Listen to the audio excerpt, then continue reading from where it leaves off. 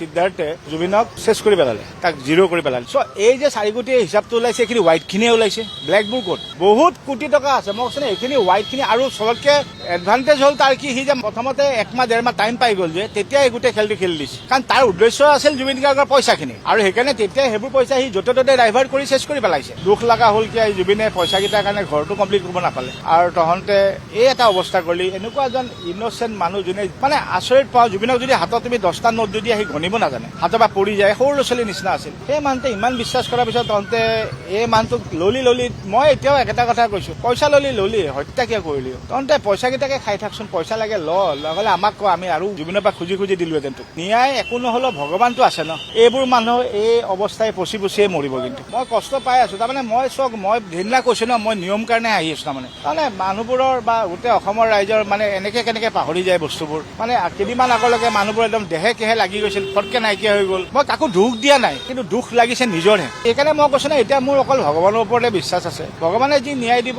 আৰু মই এটাই বিচাৰো যে মই জীয়াই থকা সময়ত জুবিন গাৰ্গৰ ন্যায়টো যেন দেখি যাওঁ, নহ'লে বহুত কষ্ট পাম তাৰমানে। কাৰণ সিও বহুত কষ্ট পাই আছে, কিন্তু দেই তাৰ আত্মা এতিয়া বহুত কষ্ট পাইছে যে মই জীৱনভৰ অসমীয়া মোৰ নৰ্থ ইষ্ট অসমীয়া এনেকে মই জীৱনটো দিলো, অসমীয়াকেইটাই মাৰিলি তোক। তথাপিও তাৰ আত্মাটোতো শান্তি পাব লাগে, আমি ন্যায়টো দিব লাগিছিল। 120% পজিটিভ বেল নাপায় জুবিন গাৰ্গৰ হত্যাকাৰী। বেল পোৱাই মইতো 1% এইটো বিশ্বাসো নকৰো, আৰু নহয়ও।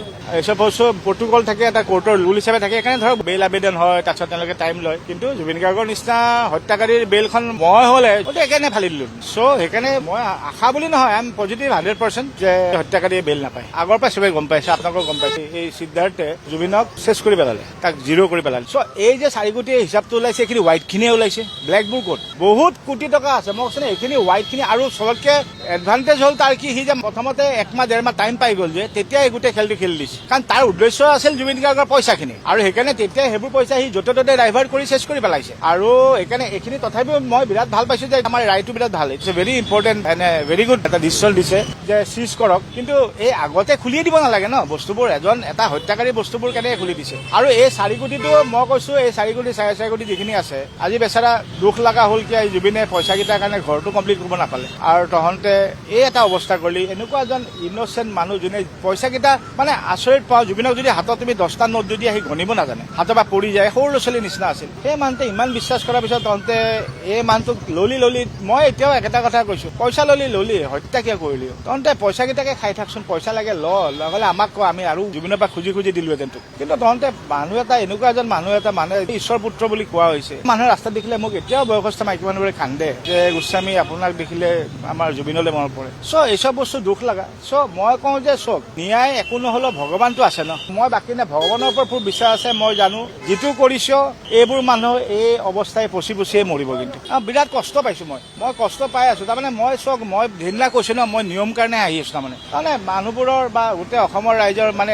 কেনেকে পাহৰি যায় বস্তুবোৰ। মানে কেইদিনমান আগলৈকে মানুহবোৰ একদম দেহে কেহে লাগি গৈছিল, ফটকে নাইকিয়া হৈ গ'ল। মই কাকো দুখ দিয়া নাই, কিন্তু দুখ লাগিছে নিজৰহে। সেইকাৰণে মই কৈছো না, এতিয়া মোৰ অকল ভগৱানৰ ওপৰতে বিশ্বাস আছে। ভগৱানে যি ন্যায় দিব, আৰু মই এটাই বিচাৰো যে মই জীয়াই থকা সময়ত জুবিন গাৰ্গৰ ন্যায়টো যেন দেখি যাওঁ, নহ'লে বহুত কষ্ট পাম তাৰমানে। কাৰণ সিও বহুত কষ্ট পাই আছে, কিন্তু দেই তাৰ আত্মা এতিয়া বহুত কষ্ট পাইছে যে মই জীৱনভৰ গোটেই জীৱনটো অসমীয়া মোৰ নৰ্থ ইষ্ট অসমীয়া এনেকে মই জীৱনটো দিলো, অসমীয়াকেইটাই মাৰিলি তোক। তথাপিও তাৰ আত্মাটোতো শান্তি পাব লাগে, আমি ন্যায়টো দিব লাগিছিল। মানে সেইটো ন্যায়টো কাৰণে বিশ্বাস আছে, কৰিম বুলি। মানে ন্যায় ভগৱানৰ ওপৰতে আছে দেই, মই এতিয়া বাৰে কৈ আছো। বাকী মোৰ কাৰো ওপৰত বিশ্বাস নাই। I only have trust on God now, nothing else.